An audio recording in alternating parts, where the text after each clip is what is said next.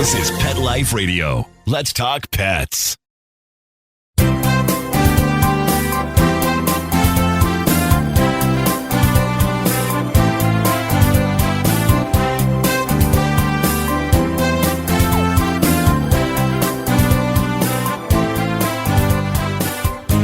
All right, and we're on. We're on here on Instagram and on Pet Life Radio. So, good morning, good afternoon, wherever you may be. If you went on early in the morning because you forgot to change your clocks, then you missed the show. But we're gonna be late. I did that once years and years ago. I got up on time. Well, I thought it was time. It was actually an hour earlier. And walking around, I go, boy, the streets are quiet. Everything is so quiet. How come? And I realized I forgot to change my clocks. Anyway. Now, with cell phones and everything done for you on the computer, my car, Tesla changes the time for me. So pretty hard to screw up, though I did screw up with my watch because I forgot to change it until this morning. Anyway, good morning, good afternoon. You're here live with Dr. Jeff Werber here, host for the next 30 minutes on Instagram, on Pet Life Radio, and here for you, here for your pets. So if you have any questions, anything you want to get a hold of me, now is the time to ask. Free advice, anything you want to talk about, anything you want to talk about pets. I absolutely love it. And still having a blast doing it. So I know I'm a pretty lucky guy. How many people could say they're doing something for 40 years and still loving it? That's a pretty fun thing, right? So anyway, here I am. So I just want to make sure I'm waving to everybody, waving hello. I'm hoping you're going to come up with your questions. Okay, good. 12 Annie. Probably not your area of expertise, maybe not, but do you happen to have an idea of how to stop food aggression? Yes. All right, it cut off. It said food aggression towards I need more information. But is it kids? Is it another dog? Is it the cat? What is it? But the whole idea, obviously, it's a discussion. We need to know a little bit more about your dog because 6-year-old dog. Now, that means that you adopt an adult dog. Right there, understand, not impossible by any means, but you'll have a challenge. Why? Because we know nothing about this dog and what its situation was.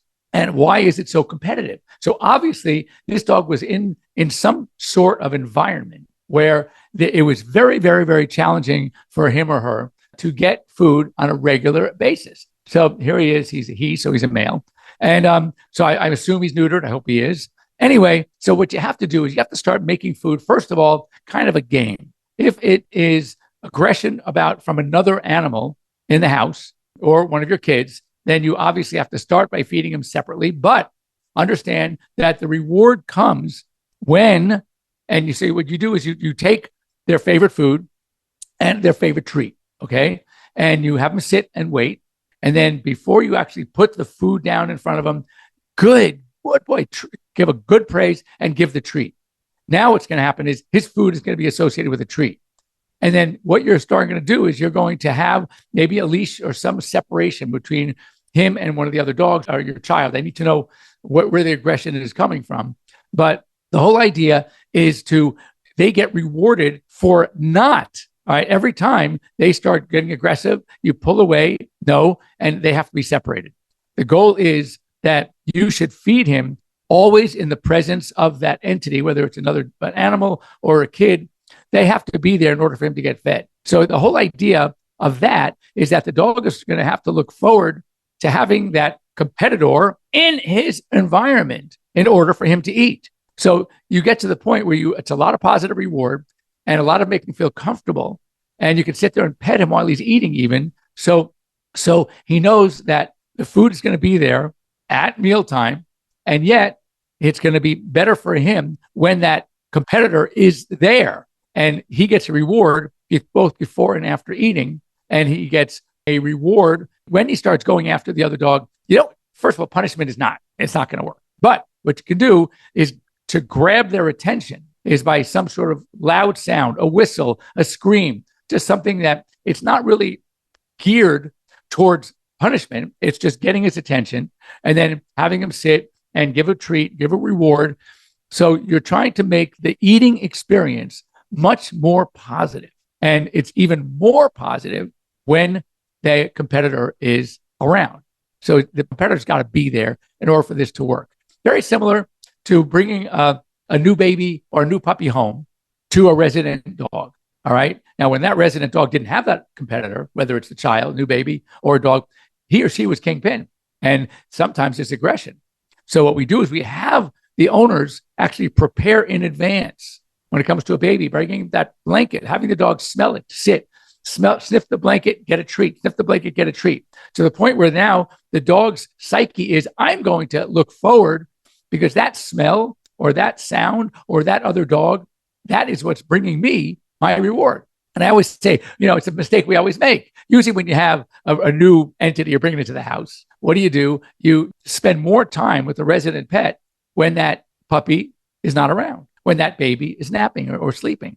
Well, what are we teaching? We're teaching that resident dog that life is better without the kid, without the other dog. That's not what you want to do. You want to show them life is better with. So very similar here. Baby steps, have them together, maybe, get them closer and closer and closer more slowly. But he has to see that the competitor, whether, as I said, I don't know whether it's a child or one of your other dogs, is not competing. That is there actually to help your new dog, this adopted 6-year-old dog, to be able to get his food regularly. So I hope that helps you a little bit. If you have any questions, get back to me. Next, Helen's, why does my well-fed 13-year-old border collie eat poop in the backyard at night? I clean the yard twice a day. Well, so first of all, is this border collie a male or female? Is it always or her own poop? And, it's interesting. Sometimes they like it. It's not a matter of starving, so I'm going to eat poop. It's a matter of, it's a behavioral thing. Sometimes they just like it. Sometimes it gives them some sort of satisfaction. If they've ever been reprimanded, here's one good one. If they've ever been reprimanded for pooping and then they have poop left out, so what they want to do is they want to eat the evidence so they don't get yelled at. So I don't know, what the training has been like. I don't know if you've had this dog since it's a pup, but sometimes the solution is a couple of things. There is something called Forbid. Forbid is a hydrolyzed vegetable protein powder that when you put it on the food, it imparts some taste to the stool on the other end, coming out the other way, that makes it objectionable. I mean, not saying that stool in of itself should be pretty objectionable, but it's just dog. Sometimes it's not. So I would do that. And then the thing is just, you got to be on top of your game. You got to clean up the yard more often. It's a terrible habit because we have to, again, get licked in the face and they come up to you and they want to give you that tongue and you're saying, oh, get away. That was terrible. You stink. But it doesn't make them sick. Usually they handle it pretty well. So anyway, there you have it. It does happen. As they say, poop happens. That's one of the things that happens. Okay. So anyway, so it's to your original dog. Right. So go through the same thing. The more of the praise, more of the reward has to come in the presence of your original dog, your resident dog. And make sure your resident dog doesn't go over to the new dog's food. So that's also important. He shouldn't feel there's a threat. Your resident dog comes in, eats, and walks away. And once he starts seeing that because my dogs, all eat literally within, the reason why I separate 2 of my dogs from the others, I have 2 dogs that eat together. They both eat super fast that by the time the other one finishes, the other one's done too. So there's no food to eat. My yellow lab, he has to eat separately because he is a chow hound. He's a Labrador. And even though he's 12 years old, you'd never know it. And the other, he wolfs it down, even with, a no gulp type of bowl. So if I feed him with the gang, then he eats in 2 seconds flat, and then he's pushing them out of the way. The other 2 dogs that are slow eaters, not only do they not really bother each other, if one walks over to say dog A, let's say Marty, walks over to Georgie says, okay, you want my bowl? No problem. And Georgie walks over and he goes to Marty's bowl. They get the exact same amount of food and they eat whichever bowl is available is the one they're going to go to. So they keep switching. They can switch 3 or 4 times during a meal. It's hysterical, but there's no threat and they get along really, really well. So that would be just take your time. Just don't let them. Right. So, okay. So it's a female. So let's talk females for a second. Let's go back to Helen's with the coprophagy eating poop. I have a theory. I think I've talked about this on the show. It's mine. It may be nothing, but just from my experience of many years, if I had to, draw a conclusion, what I've noted is that when it comes to coprophagy, the males usually eat other dogs' poop and the females eat their own. Why, you say? I think it goes back to evolution. So, think about it. Dogs were often, or any animal is often a prey to some other predatory beast. So when mom has her puppies, first of all, what does mom do when her puppies defecate? She cleans them. she cleans them. It's not just to keep them clean. I believe there is some sense of if I can stop this odor from permeating the air around, then they would be less attractive to a predator. Because a predator won't pick up a scent because mom ate the scent. Dogs, males, however, they want their poop to stay and they want to lay claim to a territory. This is my area. This is my block. So they will eat the poop of other dogs, again, leaving their own. So that smell can stay there as if they're beating their chest and going, this is mine. So it's just an observation I've noted. And so when would fit here? So your female dog might be cleaning up because that's their natural instinct, is to eat the smell, to take away the odor of their feces to not attract a predator. Not realizing, of course, nowadays, there's no predator, right? They're in a nice, comfortable, gated backyard. But even still, I think it's more of a natural safety mechanism. So that might be what it is, but still go through the same thing. Try the coprophagy, the treatment to forbid, and see if that works. Next question. Hi. Two families. The older one started this 6 months ago. I do clean the yard all the time. So it's the older one eating the little one. Yeah, so I say that it's weird that it's happened 6 months ago, unless there's been possibly, some dogs, I said, just like it. So maybe it was a diet. I don't know if you changed the food. Maybe there's something in there, or maybe the same theory, okay, of the two dogs, the male versus out in the wild. Now you're in a comfortable, safe backyard. So now, but there's still competition. So now, in a sense, the older one is laying claim to this territory, saying, no, this is mine. This is mine. So I don't know, is she eating her own or is she eating the other? Well, you don't know, probably. But anyway, but what you want to do is when you have two dogs, then you want to put the forbid into both their foods, because you don't always know which poop they're eating. So this way, play it safe. Now, here's another thing you can do. It's a dirtier trick. I mean, the coprophagy stuff, the powder is no big deal. But what you can do is you make a mixture. Make a mixture of like really hot stuff.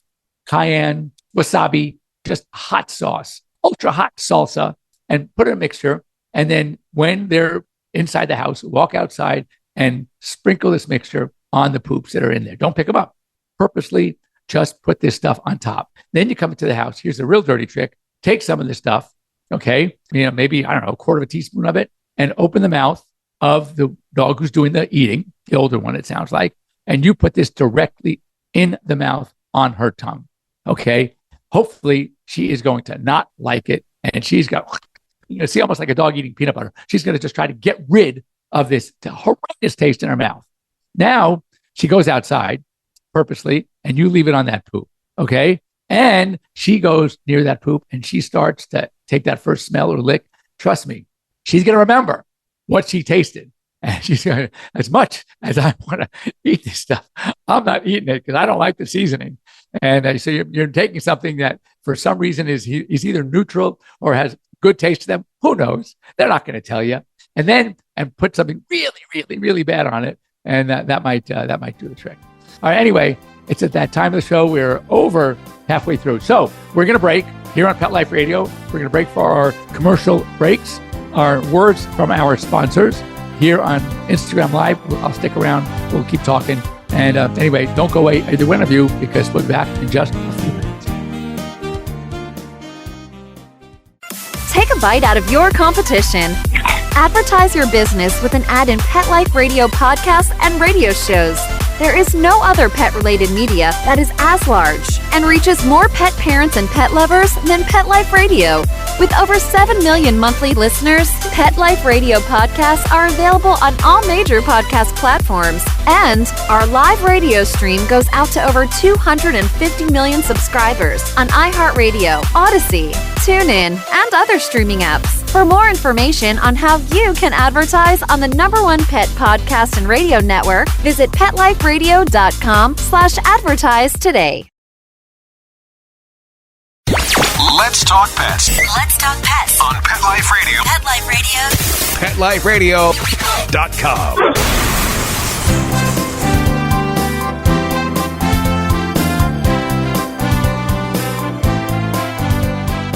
Welcome back. Anyway, we're just talking about, first of all, I just posed a question just to know, just curious what you think. Do you like this standard time or do you prefer daylight savings? Do you like getting off work at 5 o'clock, 5:30? It's already dark. I'm not a fan. I don't mind the fact that it's really still dark early in the morning when I get up and take care of my animals. But because, within a half hour, it's already starting to get light.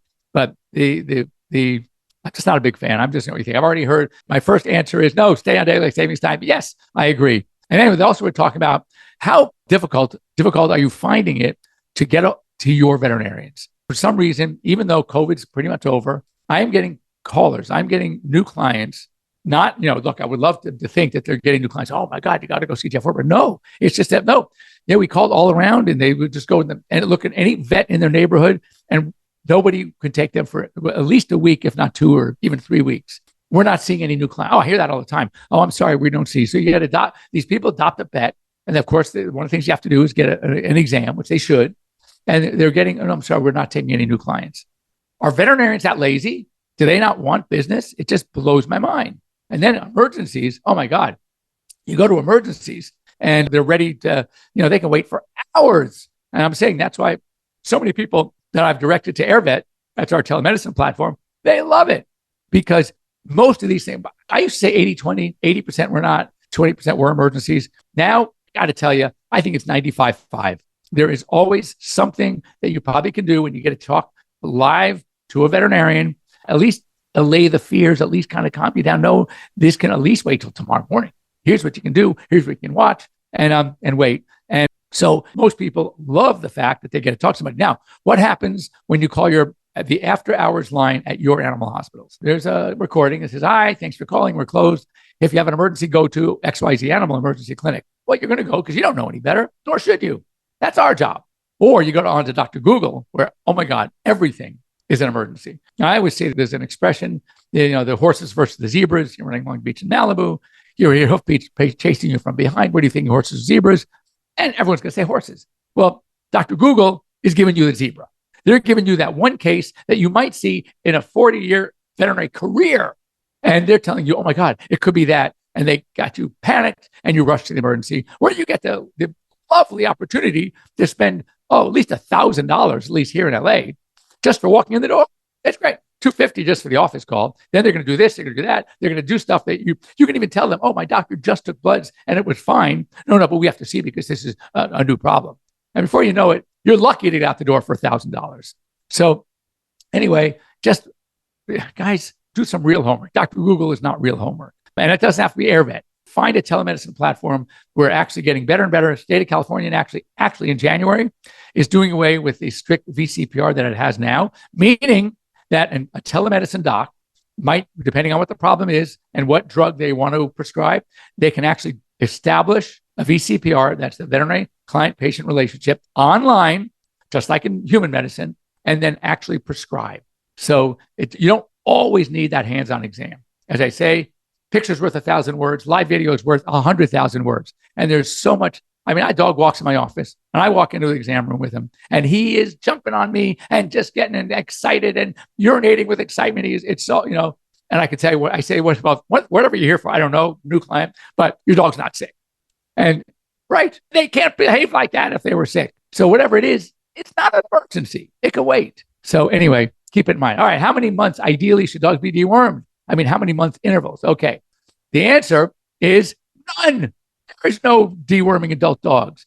Puppies, depending on the parasite that was determined. If it's coccidia, it's usually a straight 10 days. If it is giardia, it's usually with fenbendazole, Panicure. It's usually 3 days, wait 2 weeks, and another 3 days. Or what I like to do, if it's really a bad case, 5 days, wait 2 weeks, and another 5 days.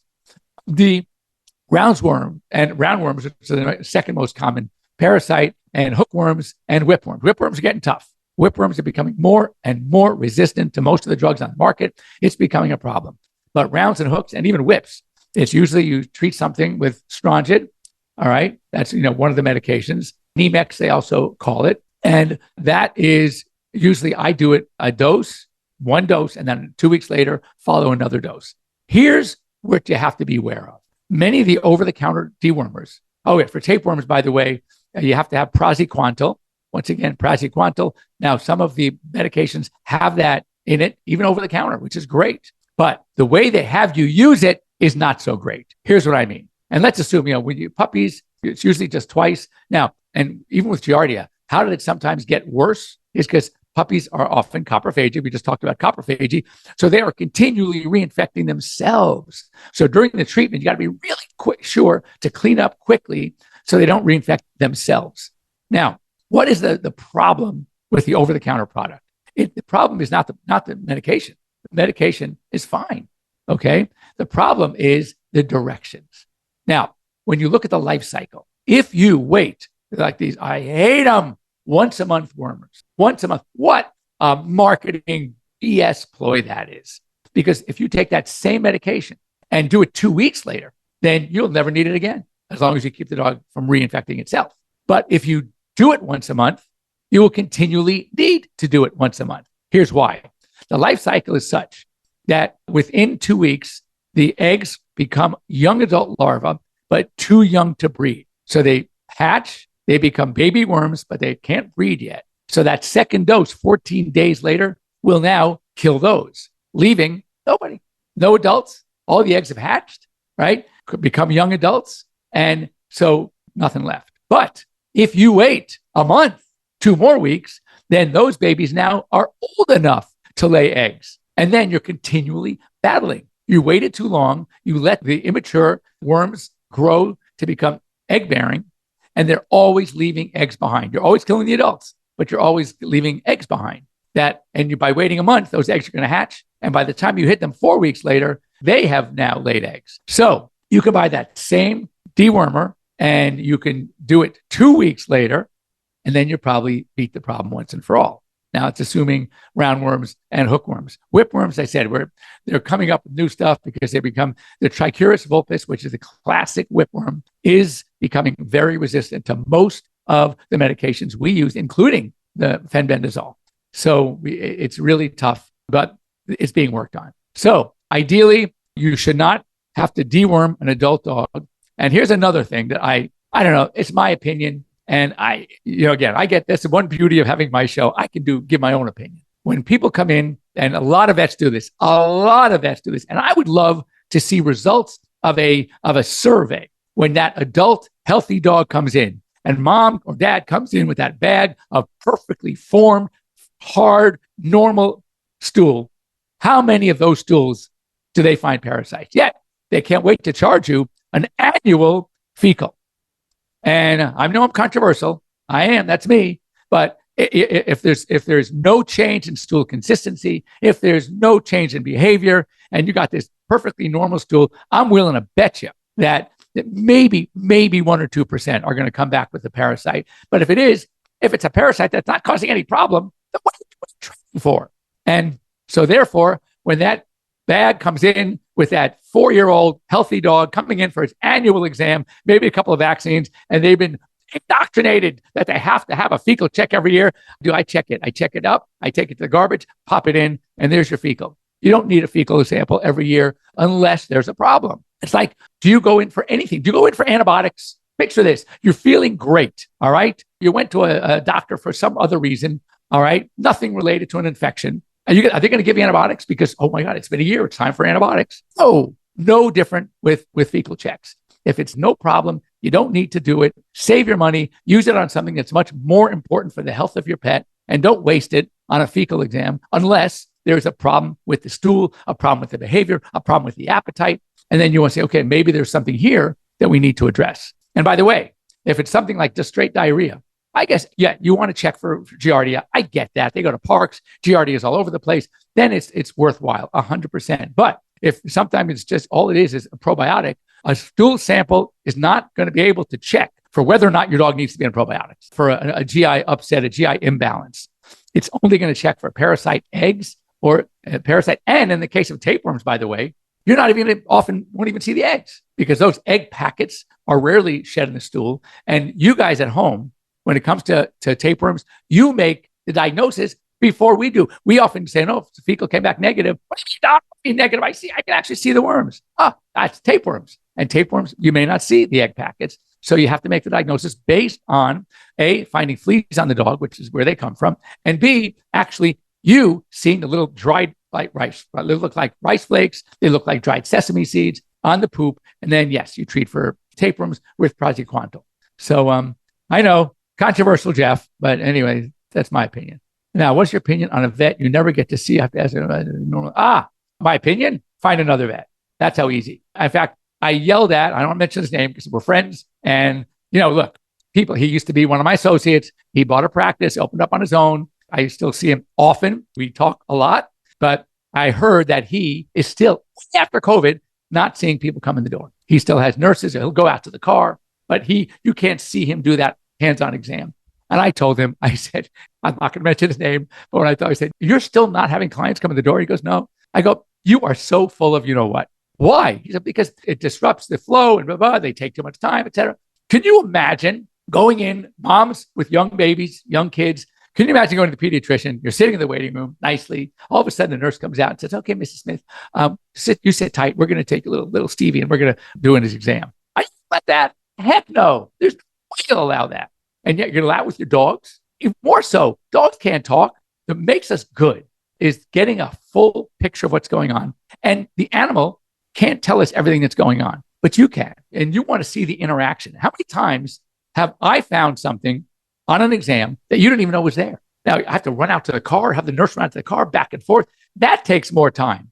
That takes way more time, the back and forth. And then you're sitting in the car, you're sitting in the waiting room and think, oh yeah, I forgot one thing. And now the nurse has to go back. And no, it's so inefficient. It's impersonal. And I just can't stand it. So my opinion is you need another vet. By the way, I will tell it to your vet's face that he or she are making big mistakes. And that is what's going on in this industry. And there are companies out there that you think are so great. And not only do you not always get to see the vet because everything is done electronically. You walk in, you make your own appointments. You can't even talk to a real person. It's like trying to call Tesla. You won't get a real person. You'll never get a real person. So it's the same thing here, that it's too difficult. And then after going through, finally, you think you're developing a relationship with this vet, not even seeing them in person. And when you go in the next time, guess what? Oh, you're seeing another vet. It is a different mentality. It's not for me. And therefore, I don't do it. And I think most of the clients that I have really want to see their vet. It doesn't have to be me. Sometimes it's the other vets that I work with. But there's continuity. Continuity is very important. I wouldn't go to any doctor that I have not seen. I'm not going to, every time I have an ailment, I'm going to go see a different doc. So to me, that's my feeling. Some of the ERs are not open 24/7 as they used to be. I should just call it. That is also true. In fact, one of them in our area, you know why? Because veterinarians don't want to work. It is really hard to staff them. It's hard to get any staff. We are looking for receptionists now, and it's unbelievable. I don't know what it is, but in my era, people really wanted to work, and now they're not. Anyway, guys, I have a meeting that started a few minutes ago, and I have to get running.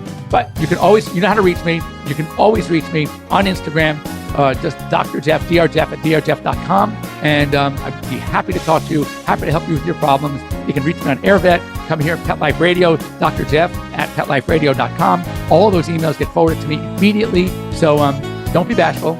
And if all is well, I won't hear from you until next week where you get to see me kind of live. It says live on the top of my screen, so it must be live. But it's really me. All right. Have a great week, everybody. And we will see you next week.